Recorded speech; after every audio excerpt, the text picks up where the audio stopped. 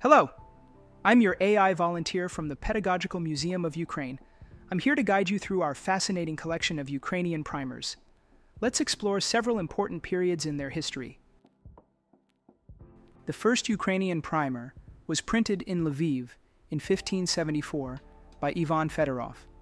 It was more than an alphabet.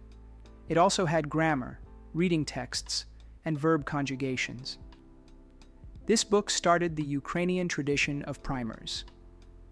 Two copies of Fedorov's primer have survived, at Harvard University and the British Library in London. The oldest primers in the museum's collection are rare editions from the mid-19th century. Two key examples are Yosifat Kubrinsky's A Primer, compiled in a new way for home science, 1842, and Taras Shevchenko's The South Rus Primer, 1861. These textbooks use new methods to teach reading and writing in Ukrainian. They combined folklore, educational guidance, and a step-by-step approach. Even though the Russian Empire limited printing Ukrainian language books, these primers became widely used. This was a time of national revival in Ukraine. Many primers were created with a clear Ukrainian focus. They were well-designed and useful for children. A famous example is the Primer by Sofia Rusova, published in 1917. This was a difficult time under Soviet rule. Few primers were printed, and they were simple, mostly black and white. Still, teachers tried to improve them. One example is Vasil Pomahaiba's 1934 primer, which included colorful illustrations.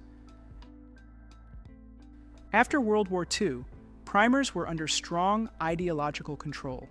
They became bigger, colorful, and widely printed.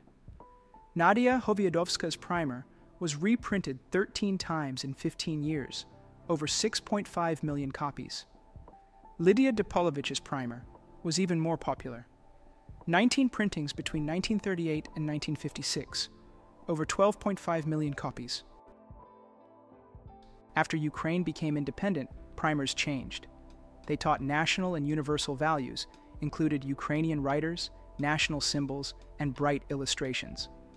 Our museum has modern primers by Mykola Vashulenko and Nadia Skripchenko. As early as the 1930s, primers for deaf children were published in Ukraine. One example is the 1933 primer, which included many illustrations and elements of sign language. This was an early step toward inclusive education. Ukrainian primers show patterns that reflect changes in society. Continuity. Each primer reflects the values of its time. Design. Early primers were simple, later ones were colorful and child-friendly. Social context. Some were created under political pressure, while others celebrate Ukrainian identity. Inclusivity. Even in the 1930s, primers for children with special needs were created. Comparing Ukrainian primers with ABC books from other countries, we see similarities and differences. Ukrainian primers tell a unique story of resilience, national identity, and the struggle to preserve language and culture. The history of the Ukrainian primer is not only about learning to read, it shows our culture, our politics, and the long struggle for children to study in their native language. All these Ukrainian primers have been digitized, and you can explore them on the website of the Pedagogical Museum of Ukraine. This exhibition was prepared by Victoria Bondarenko, senior researcher at the Pedagogical Museum of Ukraine, and Alexander Mikno, director of the Pedagogical Museum of Ukraine, Doctor of Pedagogical Sciences. Thank you for your attention.